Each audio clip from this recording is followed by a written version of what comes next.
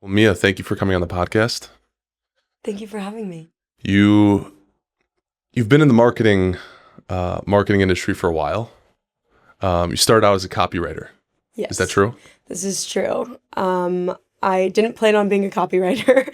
That was not in my plan. I was about a sophomore going into my junior year of college, and I was a public relations major, so always kind of planned on being at least in some form of writing, public relations. So being a copywriter isn't absolutely crazy of me to end up doing, but I ended up with this incredible opportunity to do copywriting in the world of fashion, beauty, tech, lifestyle, and it ended up going really well. And so that's kind of how I got into the copywriting space. It was copywriting for affiliate marketing Amazon articles. And so that's kind of how I originally got my taste of both marketing and copywriting. And if you could explain copywriting to like a 5-year-old, how would you explain it? Okay. Essentially it's writing. You're writing, absolutely anything. So when you see the slogan at McDonald's, when you see, on Goldfish, the snack that smiles back, that's something that a copywriter wrote. To a high schooler, when you are scrolling on Forever 21 and you're trying to read the description that explains the mini skirt that you're trying to buy for your next party, that's something that a copywriter wrote. When you're shopping online for a hardware tool and you're trying to understand what this hardware tool does, that's something that a copywriter has written. And for me, when you are scrolling on Google, it's February right now, the top 25 things to buy your boyfriend for Valentine's Day, and you come across an article with, a espresso machine and AirPods and new shoes. For myself, I was the copywriter who wrote all of the descriptions for those products. But a copywriter can be anybody who writes absolutely anything, any type of description, any type of marketing. It's really just somebody who writes. So you have to be really good with keywords. Yes. To improve SEO. Yes. Search engine optimization. So if I'm a company and I want my products to be shown on as many different platforms as I can, or if someone's searching up, like you said, like a coffee machine, they'll be able to find it.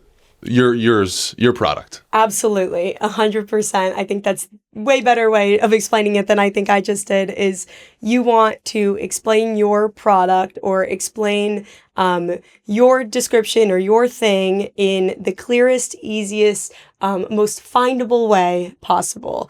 And that's exactly what the SEO or the search engine optimization does for you. So who did you learn to copyright from? So I get this question asked a lot, and I really didn't learn from anybody in particular.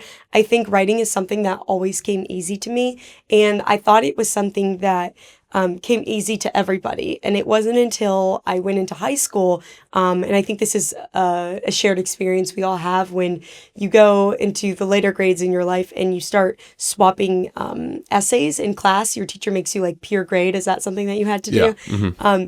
And I started reading my peers' papers. And you were giving kids like D's and F's. I wasn't grading anything crazy like that, but I definitely was reading other people's papers, and I was like, this doesn't make any sense, or this definitely sounds way worse than what my paper sounds like. And I quickly started realizing, wow, not everybody is writing does not come as easy to everybody as I guess it came to me. And I was always getting really high grades on my writing papers. I was always getting really great compliments from my English teachers. And something that was always instilled in me from my parents was the compliments from my writing. And I always loved something that I always loved is whenever I would get really great feedback from my parents, it made me want to do even better. And so something that I remembered from when I was younger is my parents would always tell me, like, you are such a great writer. Like, that's something that always stuck with me when I was younger. And so when it came to writing, I always wanted it to be my best because I didn't want to let them down. Like, they told me, like, Mia's our best writer. Mia's the best one. So you felt like you had to live up to that. I had to live up forever. to that. And so it's so ironic that I'm now like the copywriter in my family. But they kind of instilled that in me at a young age, like that you were such a great writer. And so my whole life, as I would write every essay, every paper, and every assignment, I always made sure that I was doing it to the best of my ability. And so it is kind of ironic now to this day and age that I am now a copywriter. So I wouldn't say that anybody taught it to me necessarily, but both of my parents are absolutely incredible writers. They both love to read. And I think being surrounded by an environment of people who encourage both writing and reading was extremely helpful to me. And I always was a reader, and I do think that the two correlate to one another. Yeah. And so I would say that's kind of where it stemmed from, but I'm always practicing and getting better because creative writing is hard and you definitely get those writing blocks. So it is a growth. It is a growth thing for me, and I continue to practice it because it doesn't stop when you graduate high school or college. Definitely. And I just want to go back to what you said about how your parents were kind of instilling that in you by telling everybody, oh, Mia's such a good writer. Because I think this is like a psychological thing. It is. I actually saw a video somewhere where if you tell somebody, oh, this person's actually just the best, like the nicest person ever. Like if you're going around telling people that and they hear you say that, you're going to want to be a nicer person just because people are telling you are that. Yes. You know? I just had this conversation with my partner about how when I raise my children when I'm older, it is so important to me that whether it is a skill that they're doing in school. And obviously you don't want to lie to your child. You definitely don't want to lie to them, but it is so important. And this might be a little bit off topic, but right now Beast Games is out. I don't know if you're watching Beast Games. Or I'm not watching, but I'm if familiar. You're a fan of Jimmy at all, but yeah. Mr. Beast, he's his expert season, marketer.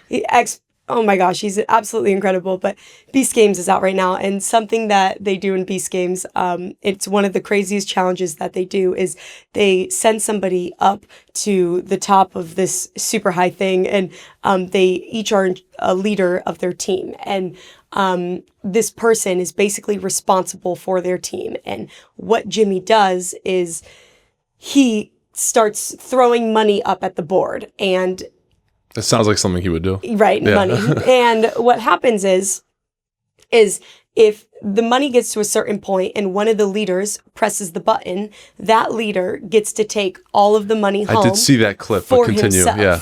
But whoever that leader represents, whatever team he represents, that whole team is kicked off the show and they have to go home.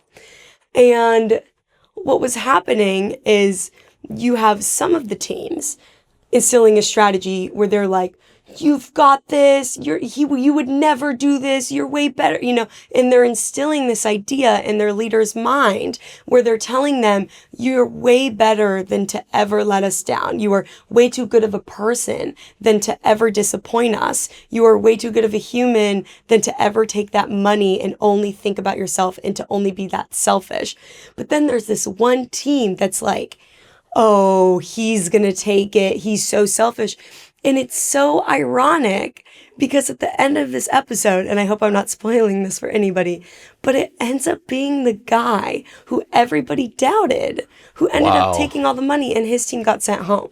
And so I know this is a little bit off topic from your parents instilling something in you, but I really do believe that if you tell somebody like, you would never do that, and because you are such a good person and, you are so smart, and you hold somebody to that standard, they try at least as hard as they can to live up to that standard. To keep that, yeah. And my parents did that to me my whole life. They always told me, Mia is such a great public speaker. Mia is such a great writer. And so my whole life, it was just instilled in me that I had to do that and that I had to live to that standard. And to this day, I still tell myself my parents told me that is what I am. And so I try as best as I can to live up to that. For sure. And another kind of thing in a similar topic to that, another kind of thing I try to do with friends, my parents, my sister, is whenever I'm going to tell them if they should like change something or something they're doing bad, I'll start with a positive. Yeah. Say, I really love that you're doing this, but, and then you go, because then they're kind of like braced for the negative because you already gave them a positive. Yes, it's the compliment and then like the two negatives. Yeah, you know? exactly.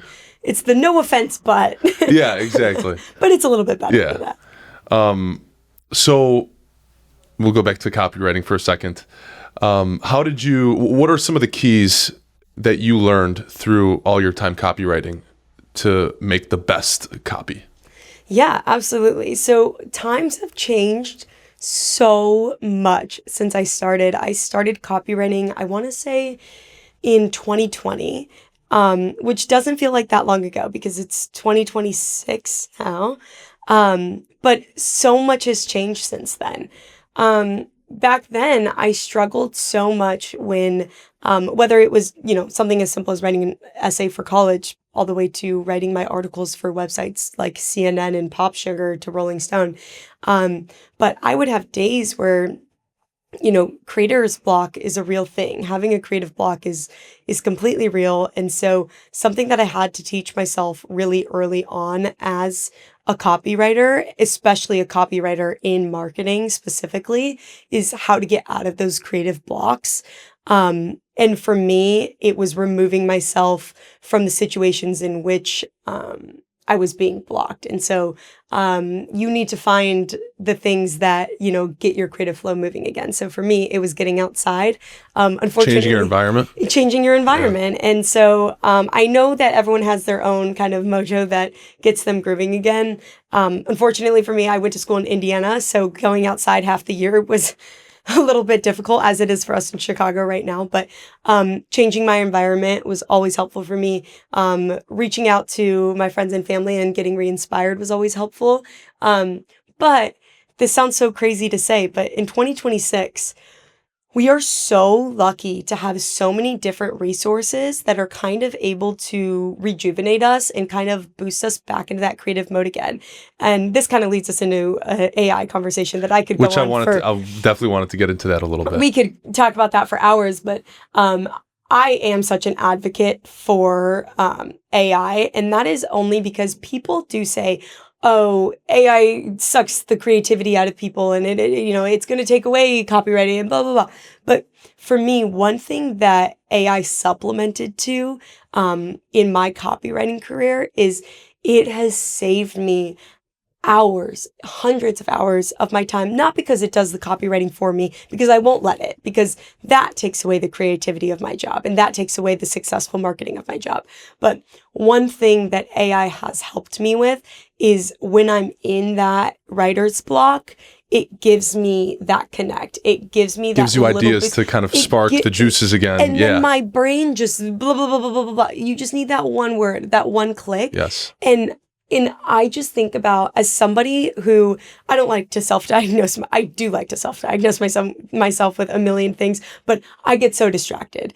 I am the kind of person where if I forget my thought while I'm writing, I'm just going to pick up my phone and start scrolling. And if I'm in the middle of an article, there goes that article. It's going to take me 3 hours to finish it, when in reality, if I stayed focused that whole time, I could write it in an hour.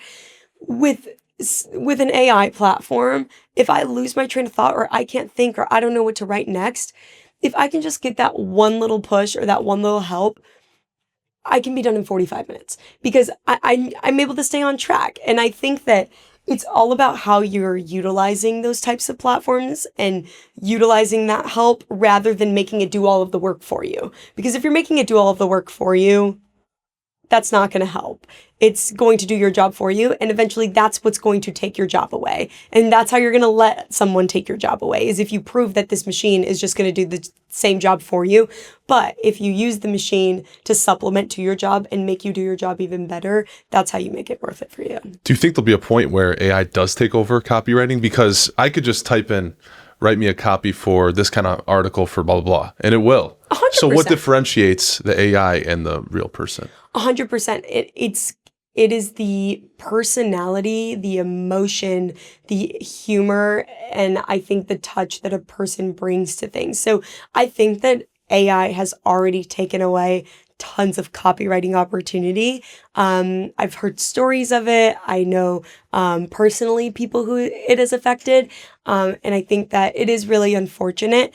But with that being said, I think that if you are in a position where you are a copywriter or you are in marketing or you are in a position where you do fear that your job may be at risk because of something like AI, you need to prove how this tool only supplements your job and how it only makes you even better at your job. More efficient. And more efficient at it, and not why it takes away from your job and why it does your job for you. Because I feel like in all the different roles that I've held throughout my career, it has only made me better and more successful at everything I do.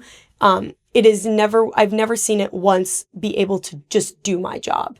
And I think that if you ever feel like you are at risk, you need to prove why you still are more valuable than this robot, And I think that there definitely are roles that it will take, and there are things that it can do, and roles that it can do that people do for a living, and that itself is extremely unfortunate. And we see that a lot with virtual assistants, and I think that we've seen a lot of VAs take over in a lot of companies.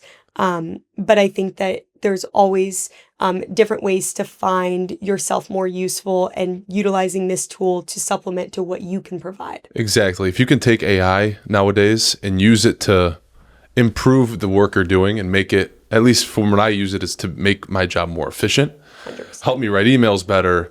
I ask it questions. What do you think about this? It's kind of, it should be like a glorified executive assistant to you. 100%. That's how I use it. Yeah. Which I really hope it doesn't. I think there, like you said, there will be jobs that get taken away, but in general, I think if you're doing a good job, you should use it as like a supplement to make work more efficient, I guess. Yes. So in today's day and age, attention and the 3 seconds of per scroll and everything with social media, what makes someone write a good copy to keep that attention, although it's very short, the attention spans these days? How do you keep someone's attention online?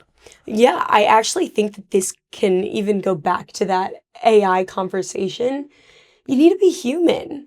The internet is so filled with AI, and it's filled with generic copy. It's filled with the same stuff over and over and over again, that you need to find what is going to make somebody stop and be like, that's different. There's no way I just read that. Or, that's kind of funny. The other day I just got a message from Aloe, the athleisure brand, and they said something about like your situationship, just, like it slid out of bed and blah, blah, blah, blah, blah. And I wish I could remember more in depth of what it said, but it was something a little bit out of pocket. It was a little bit flirty. It was something different, like just the word situationship and like a little marketing message. Like, I think that's so funny. And whatever that copywriter did there, I thought it was creative. It was different. And maybe ChatGPT did help them with that, but whatever it was different. And we have surpassed the part of marketing and the part of copywriting where you can just write the same thing that everyone else is writing and it's going to stick, and that people are just going to buy your product now. And you really need to find what is going to stand out. And I think we see that a lot with brands like Dunkin' Donuts, and everyone knows Duolingo. They're the funniest brand out there right now. There's so many different brands out there that have found a way to use copywriting, but do it in a way that makes people scroll back and be like, did I just read that correctly? Because you need to make people scroll back, and make people think like, wow, that was different. That is not the same thing that I read every day. Yeah. And same thing with email marketing. Who even reads their email anymore? But imagine there's still emails that I open that I'm like, that's kind of funny, because you need to find a way to stand out. And I think it's about finding words and ways And it has to be, it goes back to the first thing we said when we started this, is those, it doesn't even have to necessarily be about SEO, but those key words, those words that stand out for me in my Allo text I got the other day. It was situation. I'm like, what in the world text message am I getting about situationships today? Yeah. Like, that's hilarious. And I think that is how you stand out these days when it comes to copywriting. Is just making those little tweaks to catch somebody's eye. Yeah. And I think it's a good segue into like hooks, Yeah. content creation. I saw this one video, you probably have seen it. It's been redone a lot, where someone is driving in their car, the video is on their dash, and someone throws a cup of coffee at the windshield. Yeah. And then they walk over to the window and then they say, oh, you should buy my thing. Like, because that's the hook right there, just throwing at the coffee. Because I love it. If you throw coffee at the windshield, people are like, whoa, what does he have to say? And you walk in and like, that gets the attention, I guess, going. What do you think is the best kind of way? And I know there's a lot of different ways to do it, but to get someone's attention within the first 3 seconds, like how would you go about your content creation if you were doing that? Yeah. In terms of being a social media manager right now, I think you have 3 different options. And this goes, for me, I think about it in 3 different ways. I have my text overlay. Right now, my strategy includes a lot of text overlay. So this goes back to our copy. You need to have the text overlay either say something that's going to catch somebody's eyes. So,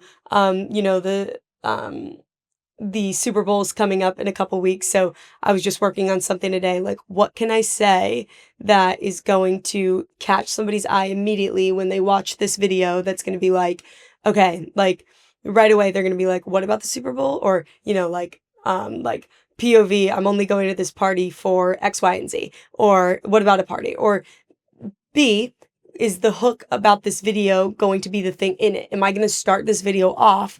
I run social media for this restaurant and bar, and we sell cocktails that light on fire. So is my first clip of this video going to be the cocktail that lights on fire? Or should I use the other cocktail that has bubbles coming out of it? Is that going to be my hook? But because I don't need both. I don't need the crazy text overlay and the cocktail on fire. That's like a lot going on at once. And then the third thing that you can use is in your caption, because sometimes people are just reading your captions. There's different kinds of social media users, and you want to make sure that you are engaging all of them. And the one thing I will say is with the text overlay and the thing that you're including in your video, that fire, that bubble, you don't want to overcross the two. But what you can do is start the video off with the fire and have an engaging hook of a caption. You almost always want to have like a hook of a caption. And so I would say those 3 things are always what I am always considering when I'm trying to start my hooks.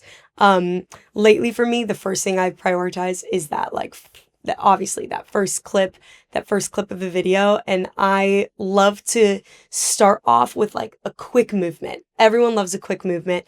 Everybody loves like a quick beat drop. Everybody loves stuff moving. Everyone loves stuff moving. Yeah. Something that I struggle with a lot as someone who makes a lot of food and beverage content is how do you add movement to a food and a drink when no one is in the content, right? So I want to show off these delicious tacos, but it's just a plate of tacos.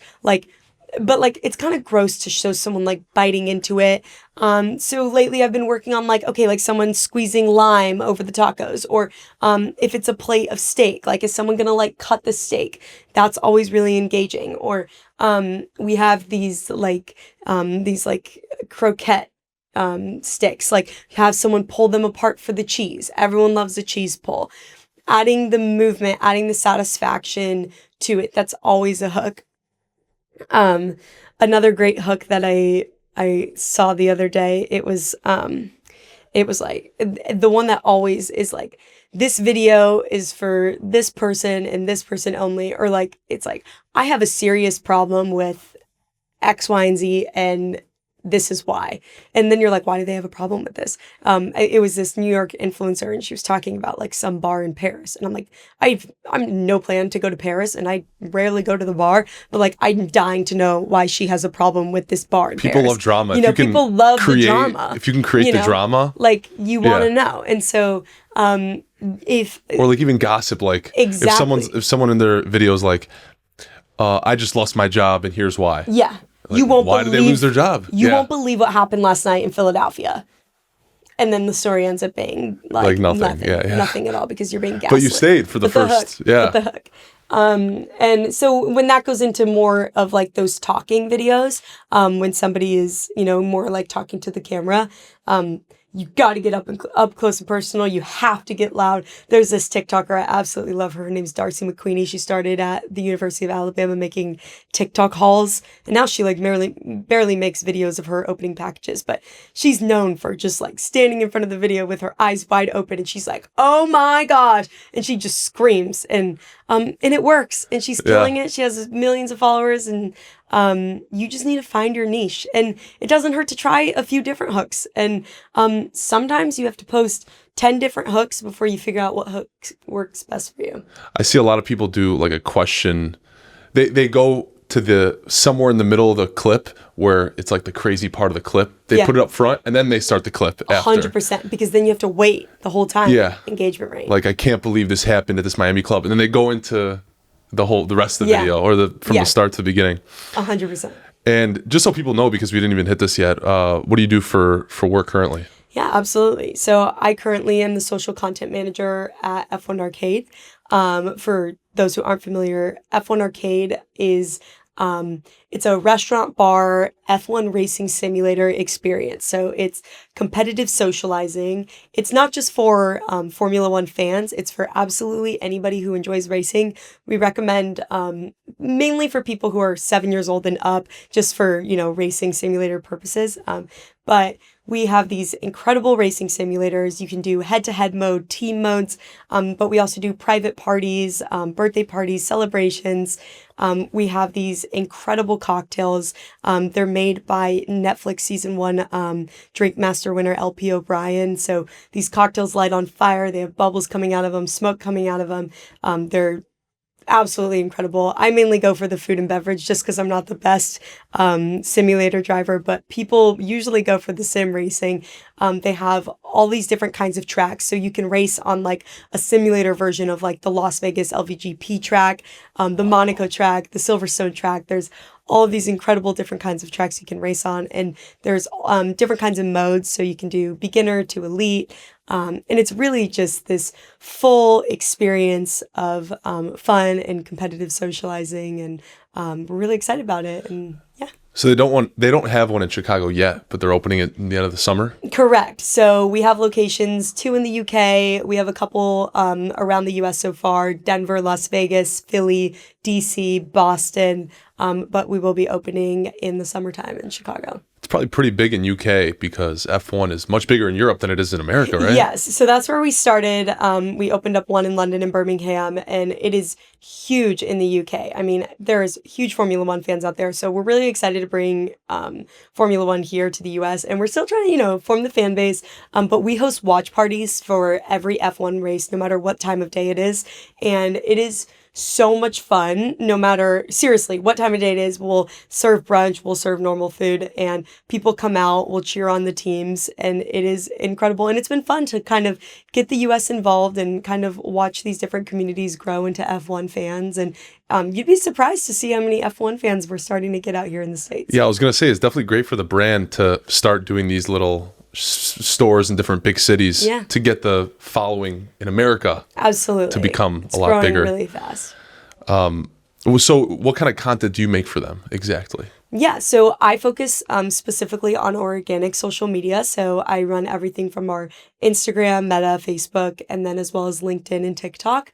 I love making very lo-fi iPhone content. So I keep it very basic. We found our strategy to work really well, to keep it as simple as possible. People don't want to see something that looks like you are talking at them. People don't want to be sold to. So something that we've seen work for our strategy is iPhone content. We want it to look the same way as if you went in with your iPhone. You took photos of the food that you were served. You took photos with your friends. You took photos at the watch party you attended, because we want it to be your POV. We don't want it to look any different than the experience that any other guest would have when they come into our venue. We really want to show the experience that anyone would have on any day that they would enter our venue. And that's exactly what works when we share it on our social media. And it's been working really well for our strategy. Our engagement rate is extremely high. And it's because people get really excited when they see what we're sharing, because that's the experience that they get when they come to our venue.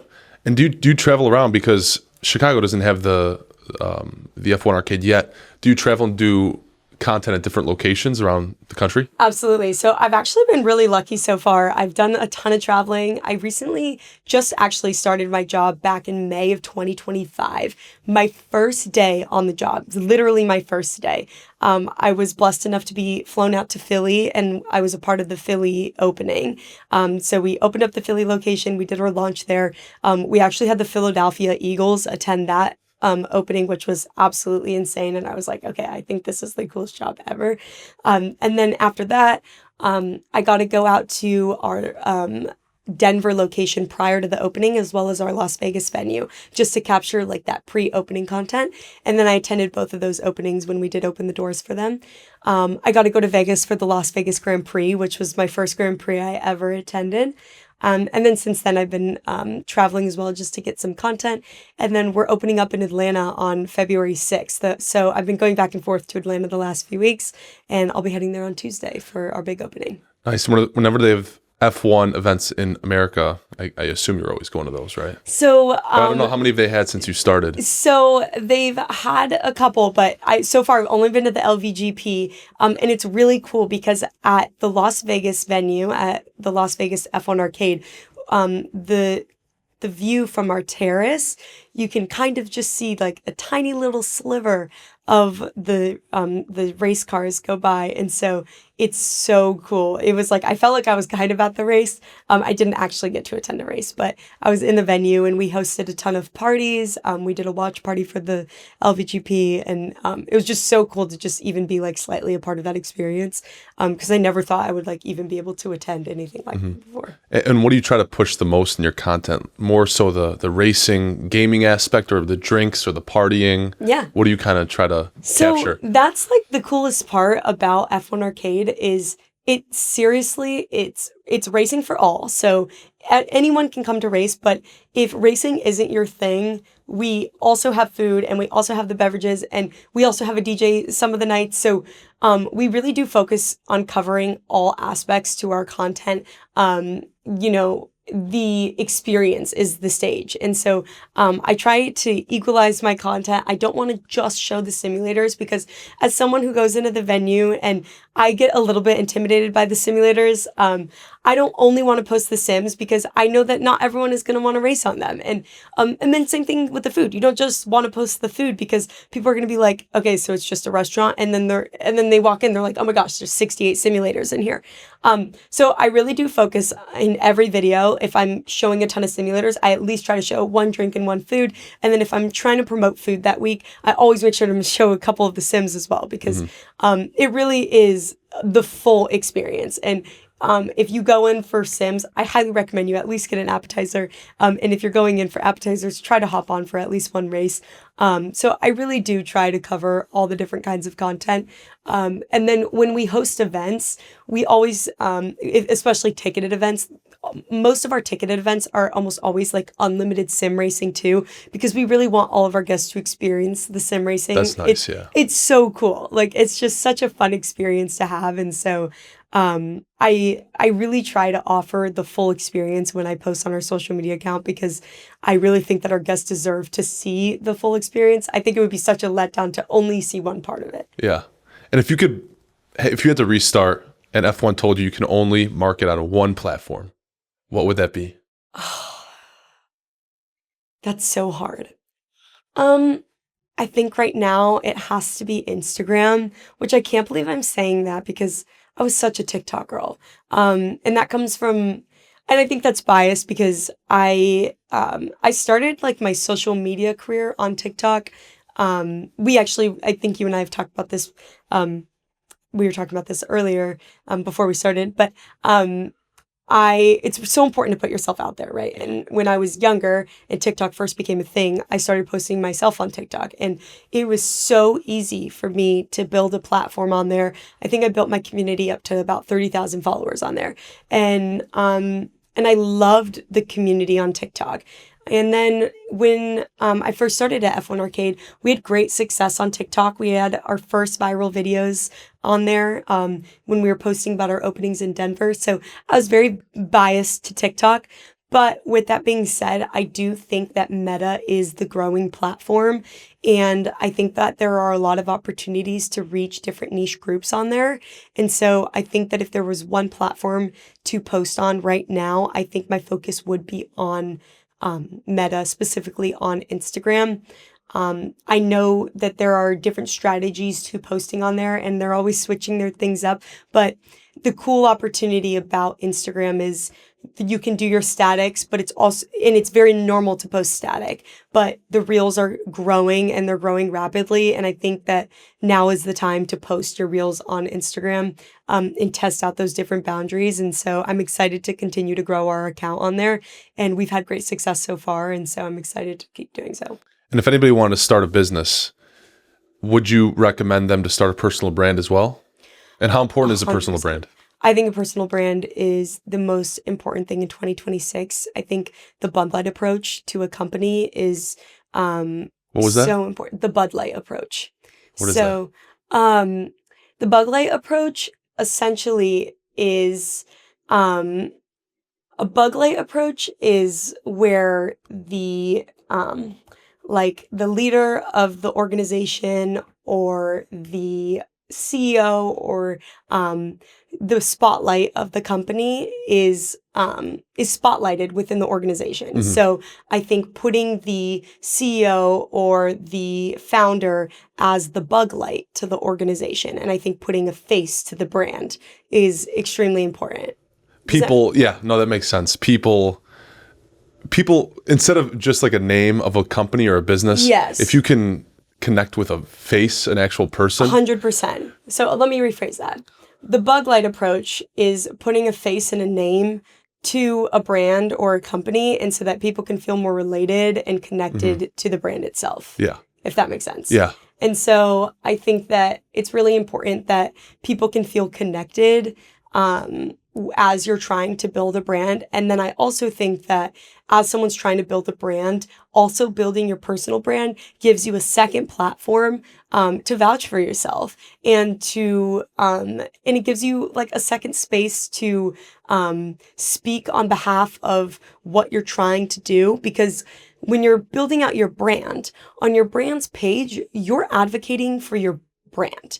You're talking about what your brand's goal is. You're talking about what your brand is, what your purpose is, what you're trying to do, who you are, what your name is, what those guidelines are, who your team is. But when it comes to building your personal brand, you're advocating for yourself and you're putting trust behind who you are. And so, for example, if someone were to look at, okay, what is F1 Arcade, right? They're going to come to our Instagram. They're going to look at it. Okay. And let's say we're looking for investors, right? Like they're going to look at our accounts. They're going to go to our website, etc. And then who's the leader of, who's our CEO? They're then going to go to our CEO's LinkedIn, and then they're going to go look at him. Wow, I really like this guy. I like what he stands for. Mm-hmm. I like how he leads his team. And like it all is one big tree of what represents the brand, because brands aren't just the brand itself. It's the people who lead them. It's the people who are a part of them. And that's why it's important to have a personal brand. And the brand it's not the only thing, a brand isn't all you have, because one day, what if your brand's not there anymore? Your personal, who you are is the most important thing that you have, because only you are going to represent yourself. And at the end of the day, only you have your back. And so, different people come and go in a brand and different things can happen to a brand. But at the end of the day, like only you can represent you. Mm-hmm. And I think that is the most important reason why you always need to have a personal brand. Yeah. Whether it's 5 followers or 5 million. And it's not even about just marketing for your company and trying to get sales for your company. It's also about the connections you make. 100%. Because people see what you're doing, like you said, on social media. They want to work with you. Then you have all that demand of people wanting to work with you. You can pick and choose, who you want to work with. Yeah, 100%. And you never know where a personal brand can lead you, Yeah. or lead to your company. Like, for example, this podcast, I've met a lot of good people, connections, referrals, and I would have never thought I would have, and I'm still a very small podcast, but I would have never thought I would have met the type of people that I've met through this, Absolutely. and had the connections through it, I guess. Absolutely. Yeah. And your father also is pretty big in personal brand as well. Absolutely. What's his kind of like plan with his personal brand, I guess? I mean, his personal brand is it's his whole entire thing. His personal brand and everything he does is what he stands for. His goal and his mission is to empower over 1 billion people to be happy. And so everything he does every single day, it's driven by that goal. And it's really interesting because he used to run a different company, and it's actually really interesting because what we were just talking about is his company actually ended up evolving into his personal brand. So now he runs a company called Dave Meltzer Enterprises, and that whole company has become his personal brand. And this personal brand has turned into podcasts, TV shows, dinners, and he's created a whole entire company off of his personal brand. And I think that is proof itself that you can turn anything, including your personal brand, into a company. And whether you start with 5 followers and turn it into 5 million, and it's been really interesting to watch him grow that personal brand. I remember when I was in high school, he had like 30,000 followers on Instagram, and I was like, what the heck is happening? And I think now he has on Instagram alone almost 900,000, and it's so cool to watch somebody build that personal brand. And he himself, him and his business partner back in the early, mid 2000, I think it was 2015, I watched them kind of take the bug light approach to their company, Sports One Marketing, and kind of watching them do that at the very early stages to now who he is as an entrepreneur, from writing his first book to, he's on book like 6 or 7 and hundreds of podcast episodes later and 5 TV shows. It's really interesting to see. And I think it's really funny watching our parents' generation kind of get into technology, social media and stuff. Yeah. What was his transition, and how funny was it, like seeing him getting into like Instagram? You're like, Dad, are you doing Instagram? I absolutely. And he's like getting more followers, and you're like, Dad, like, what are you doing? Like, I absolutely love this because back in the day, I don't think he understood anything that was going on. And he had a whole team behind him who was taking care of everything for him. And we would give him advice too. I've worked for him at one point in my life. My sister works for him. And we've all given him our 2 cents. And he has a wonderful team behind him who has grown this incredible brand for himself. But back in the day, he did not know anything. He did not know what he was doing. And it was just so funny. And we would tell him things and he just like did not understand anything. But it's so cool now because now we sit down at dinner and we have full-blown conversations about all sorts of things, Meta and Instagram and TikTok, and my dad goes live on Instagram every single morning at the same time every day. And how often do you tune in? I try to tune in at least once a week. But I'm at work now, so it gets a little bit difficult, but it's not because I don't want to be there.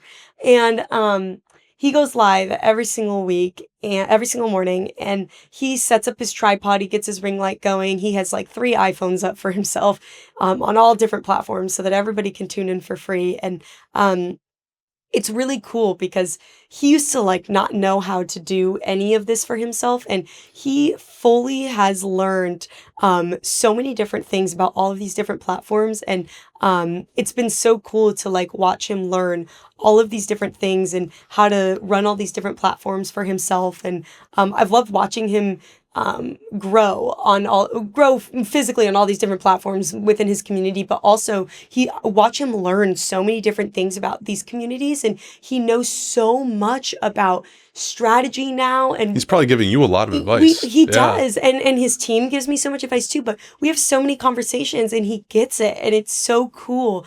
And I love that he cares, and I love that he. It's really cool to see. And before, his team used to run his whole Instagram for him, whereas now I'll catch him at the dinner table and I'll see him scrolling on his phone, and he'll be liking things on his Instagram, and it's things that are teaching him more things about how to help his Instagram and help his brand. And I love seeing him utilize all of these different platforms to help himself and help his brand. And it's been really cool. Which I think social media can be a really, really bad thing, or it could be a really good thing. Depends on how you want to use it, And it's done both for me. Yeah. Absolutely.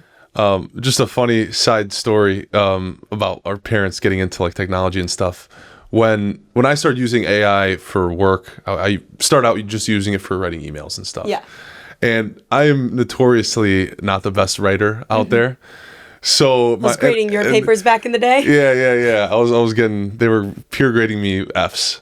But I worked for my father, and he told me to write an email to this one supplier. So I wrote this really nice long email with ChatGPT, and I sent it, copied him on it. He calls me up. He's like, Alex, I don't know what happened. This was the best email I've seen anybody ever send. How did you do it? Is this you? And I'm like, yeah, it was. And then I told him an hour later, I'm like, oh no, it was this thing called ChatGPT. Now he uses it more than me. That's he amazing. Loves it. Yeah. It's like his assistant. That's exactly like my dad. He uses all AI now, and he absolutely loves it. And he teaches me more about AI than I've ever taught him. And he gets these cool images made by AI. It's amazing. And I think that's so cool though, because I gave him an inch, and he's made a mile. That's awesome. Yeah, it's probably cool too that he can use his team to kind of tell him what's good with AI, what's good with social media and everything, because he's got a social media team behind him. Because it would be nearly impossible to run all that stuff by himself. I couldn't imagine. Yeah, I could not imagine. What are some of the lessons? We'll get into life and business, but some of the lessons social media wise your dad has taught you, because he's so big on the social media. What is any advice he's given you? Oh my, yeah. We've gone through so many things. So. AI for sure. He's been teaching me all sorts of different AI platforms that we've been running through together. All things AI. He's been throwing me a million different AI platforms recently. I think social media wise, community. He's taught me about engaging with your community is the most important thing. Commenting on your posts, replying comments. Exactly. Yeah. He taught me that at a very young age. And in fact, when I was in college, he actually had me engage with his community. So every day when I was in college for about an hour a day. On his account? On his account. Okay. I was responsible for engaging with his community. So I would open up his account and I would respond to every single comment on every single post and then respond to every single DM. And he just expressed that just the importance of making sure that every person knew that this is a real account and that this is a real person engaging with them. And it's so funny because I've now instilled that within the account that I run today. And it's so funny because I don't run a human, a person's account. I run a restaurant's account. It's funny because I respond to people in the DMs like I'm a person. I'm like, you look so great. This looks so fun. And I have to remember I'm supposed to be responding like we're a restaurant, but that's how brands respond these days. And I think that's one of the most important things that he's taught me is just how important it is to engage with your community and build a community. I don't think I've met anybody who's built a stronger community than that man. He travels to hundreds of cities a year, and in every city he goes to, he hosts these meetups. And he hosts these meetups by sending messages in his text community, and he's built this text community by his social media community, and he has his phone number in his bio, and on social media you can just text the phone number and then you join the text community. And in every city he goes to, he hosts meetups, and he just texts the phone number chat like, hey, I'm going to be at In-N-Out Burger on the corner of 5th and whatever. And then these people from social media who follow him come to the In-N-Out Burger at 5 p.m. on Tuesday, and they see him, and he brings his books and he hands them the books for free, and he talks to them and he answers their questions, and that's the end of that. And I think that that's the most important lesson that he's taught me, is when you engage with your community, they engage with you and they show up. And whether that means that they show up to your venue at F1 Arcade, or they show up to your meetup at In-N-Out Burger on a Tuesday night in a blizzard, they show up. And I think that is really important. And I've brought that into every client that I've managed in my social media career. And I will continue to do that for the rest of my career on social media. Definitely. And do you run each F1 Arcade Instagram page individually, each city's? Like, do you have access to all of them, or is it just one general one? So we run, we only have one US account, and then we have it for Instagram, TikTok, LinkedIn, and all others. Yeah, but no local pages. When you were saying how you would reply to people through your business account, it reminded me of, like, I don't know if you remember, like Wendy's would post funny tweets, and it's kind of funny to think, who's that person that's messaging that? Because it's like, it's a business, but there's a person behind there. And it's a lot of messages. Like, we only have about 6 locations right now in the US. We get hundreds of messages a day. How many followers do you guys at on Instagram? We just hit 85,000 as of this week. Wow. So we're growing. Yep. Yeah. And then like 4,500 on TikTok, but we just started that page up. And is there someone in the UK with the exact same position as you? Yes. Do you talk to them? Or? Yeah, we talk every day. Oh, okay. Yeah, we're bounce ideas off each other. Yes, we work together quite frequently, and we're currently working on a global strategy as well. Nice. And growing up with an entrepreneurial father, I can relate to as well. Growing up, did you have to go and work with him? Would he bring you, like, pull you into work? Like, my dad, when I was like 13, would be like, I'd be winter break or something. He's like, you're coming to work with me. Like, wouldn't let me just sit at home. Yeah. Like, I always had to. I wouldn't say that he ever like forced us to go to work with him, but I loved going to work things with my dad, and I still love going to them to this day. But I see them more as like opportunities now, whereas like, and I think I might have maybe pretended to not like him as much when I was a kid, but I always loved it. I loved getting dressed up. And I've always loved the team members who he worked with. A lot of the people who he worked with and has been on his team when I was in like middle school and high school, they still work for him to this day. So I absolutely adore every single one of them. They're so wonderful. And so I loved going to his work stuff. Whether like if my mom was like, you have to go to your dad's Christmas party tonight, I'd be like, oh, that's so stupid. It's a Friday night. I loved it. I loved every second of it. And we're so blessed now because he takes us on all of his work opportunities. He gets to go to so many cool things like the Masters and the Super Bowl. We just went somewhere most recently now, I can't remember, but we're always going to such cool opportunities with him. And I think because we were always so keen to experience all of his his speeches and all of his different opportunities when we lived at home and he was working, that he now, he treats us to all of the cool experiences that he has now. And I feel so blessed to do that. Yeah. But yeah, we definitely sat through some work stuff. And he's a public speaker. So we sit through lots of dinners, lots of speeches, but it's funny because I could hear him speak like 100 times. And every time I just sit there and I'm like, really?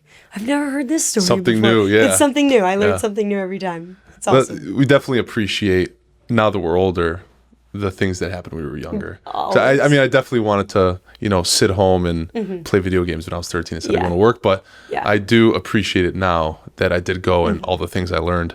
What were some of the business and life pieces of advice that he taught you growing up? Oh, there's a couple things. The first one, he has these core values that he doesn't just instill in all of us as kids, but his team members as well. He teaches gratitude, empathy, accountability, and effective communication as just life lessons.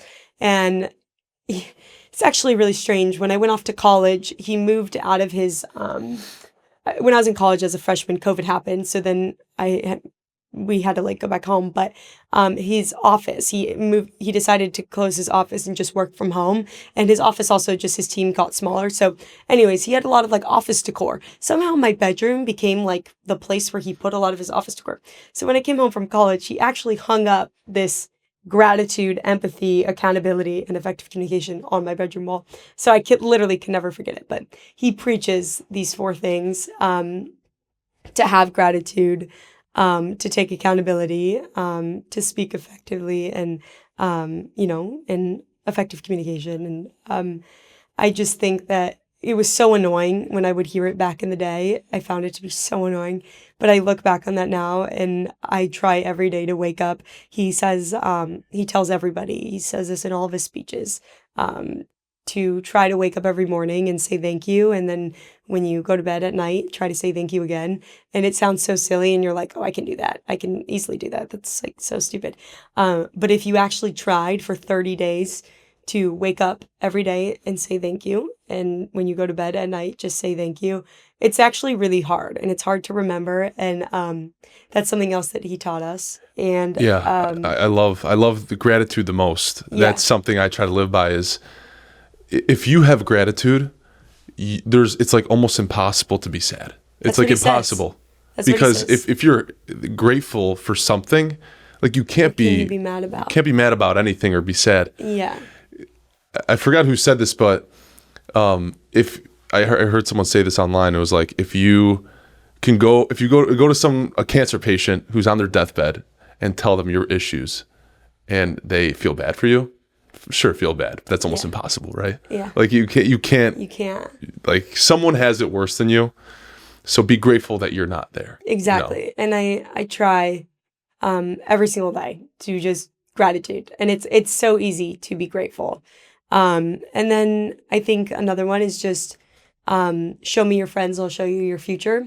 My whole entire life, I could come home from school and tell him a story like, oh my gosh, my friend so-and-so, we were in class and blah, blah, blah, blah, blah, blah, blah. And he would just look at me and he would say, show me your friends, I'll show you your future. And I'd be like, oh. Or I'd be like, oh my gosh, like you won't believe what my friend did last week. And he'd be like, show me your friends, I'll show you your future. And did you take this literally, or like when he would say this, you're like, maybe I should reconsider being friends with these people? And I know I would get so annoyed sometimes. And or would you be like annoyed that he would say it? I would get so annoyed sometimes. And, he would say you were the 5 people who you surround yourself with. And I would get so annoyed. But it wasn't until I grew up that you really do realize that you are the sum of the 5 people you surround yourself with. And he would say things like, be kind to your future self. And I think that those two sometimes go in tandem with each other. Show me your friends will show you your future, and be kind to your future self. And all of these things can have so many different meanings to them. But the be kind to your future self, he ends every speech with that. He says, be kind to your future self and do good deeds. And I think that that is just the most. Is that more so like a kind of like a love yourself kind of thing, like be kind to your future self? I think it can mean so many different things. I think make good decisions that are going to benefit you today, tomorrow, and in your future. I thought about something. I think this is less business, but when I think of be kind to your future self, a great example of this is. When I was in college, I went on a vacation during spring break to visit my friends abroad, and I visited my girlfriend, and her boyfriend was visiting her, and he brought his buddy with him, and he was so cool, and we had a great time together, and I shared. He asked to borrow some things of mine, and we had a nice time, and whatever. And but that was the last time I really saw him, and we had a nice time together, and he was a nice kid, and I didn't really think much of our time, whatever. And fast forward a year later actually, I had been seeing this guy, and things were going really well, but things were getting serious, and we didn't really know what we were going to do. Are we going to date, or are we gonna kind of stop seeing each other because we're about to graduate? I'm supposed to move to New York, he's supposed to move to Chicago, and he ends up calling this guy who I'm seeing. He calls his buddy up. His buddy ends up being this guy who I was on the trip with, who I guess we had, calls a buddy up and he's like, hey, I don't know what to do. I really like this girl. And, I just don't know, like, should I ask her to be my girlfriend or should I just let her go? And he goes, you know what, man? That girl was so awesome. And she was so cool to me when we were on that trip together. And I really didn't know her that well. And she shared some things with me. And I just had such a nice time with her. You should really go for it, man. You should ask her to be your girlfriend. And to this day, he's now my boyfriend. We've been together for 3 years. And to this day, he always tells me, he's like, Kevin is the reason that we're dating. You were just so nice to Kevin that he just told me that I couldn't not ask you to be my girlfriend. And I always think about that, like, wow, thank God I was like such a great person to this random guy who I like never thought I was going to see again. And like, to me, that is like a be kind to your future self, right? I agree. Help the people around you, be a good person to the people around you. Always be the best version of yourself, because you never know when it could come back and bite you in the ass, right? Yeah. What if I was like not a great person to this guy, and he was like, no, dude, that girl sucks. Or you like saw some things, right? It's like, you know what I saw, mean? I don't know. Be kind to your future self. Yeah. And just set yourself up for success. So like, do your homework and don't procrastinate. And do your research and just set yourself up for success and be the best version of yourself. Do things that your future self would be proud of. Yes. Like that they would tell you to do. Exactly. And that if someone in a room with you had to speak to someone in your future about you, that they would speak for you, and be proud of you for. And I think that's really important. This brings me back to something that I kind of try to live by is always look 30, 40. If you have any decision I make in life, if I'm like, oh, I don't know if I should do this, whatever, I'll say, hey, does the 7-year-old Alex, would he do it? Would he want me now to do it? Kind of looking at the future self saying, because that kind of makes it easier, because it limits the regrets you have in life. 100%. Which I don't think you should ever regret anything, because everything you do makes you who you are. But I think if you ask your future self, which it sounds funny to say, but go into your mind and say, like, what would he think this is a good thing if I did this, But going back to what you were saying about being nice to everybody, if you are your true self to everybody and treat everybody with respect, nice to everybody, you never know what door it'll open, if they'll say something nice about you. If there's a referral, like you with your boyfriend, if there's a referral, like, hey, so you never know who people are gonna talk to. 100%. And if people don't like you for who you're being, screw it. So be it. Seriously, that's how I see things. If you have one piece of advice for yourself to give to the younger generation, what would it be? I think that it would be to not get so caught up on what you think you're supposed to be doing. I think that when I was in high school, I thought I need to be doing this. And then when I was in college, I thought I need to be doing this. And I was always so caught up on like this idea of what I'm supposed to be doing. And instead of just living in the moment and experiencing all the different opportunities that were coming my way and being open to the different opportunities that I could potentially be having.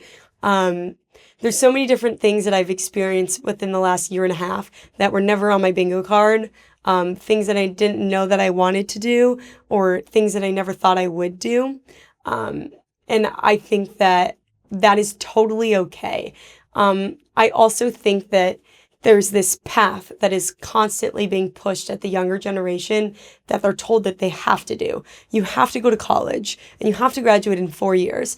And by May, you have to find a job, and then you have to make 60 grand for 3 years. And then you have to find a way to like buy a house by the time you're 30 with this like no money that you made. And then you have to do this.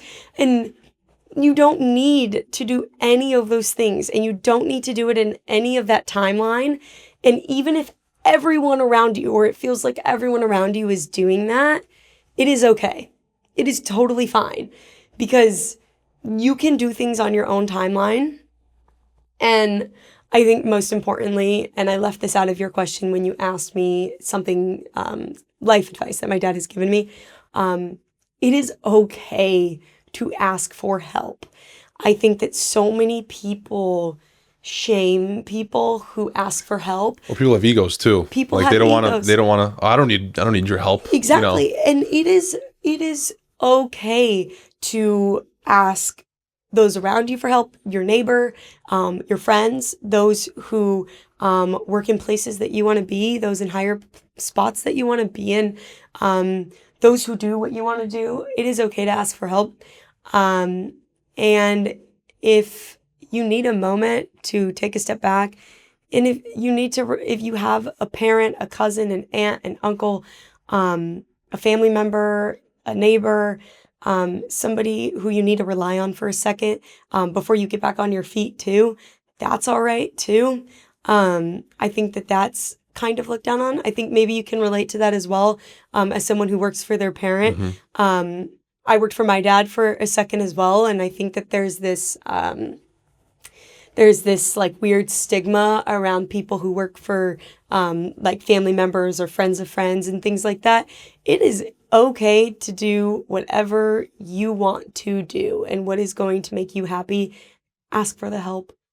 Work where you want to work. Definitely. Do what doesn't feel like work every day. Which it was so. I've never really told anybody this, but I was very against working for my dad because of that. Yeah. Like, oh, what are people going to say? What other people thought. But having got the opportunity to work with him, and it's been one of the greatest blessings that I've ever had in my life. And like to do that. It's something that not many people get to experience. And it's a time that you two will never, like you will forever cherish and you will never forget. Exactly. You know?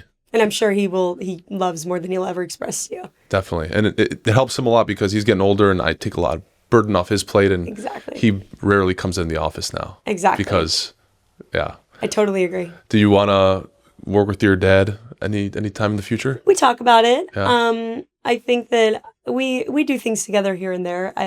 I loved running and doing his community engagement. I thought that the social media stuff was really fun, but I think we'll collab in the future. We'll see. A little awesome. collab. Cool. Well, thank you for being on the podcast. Thank you for having me. I really appreciate it.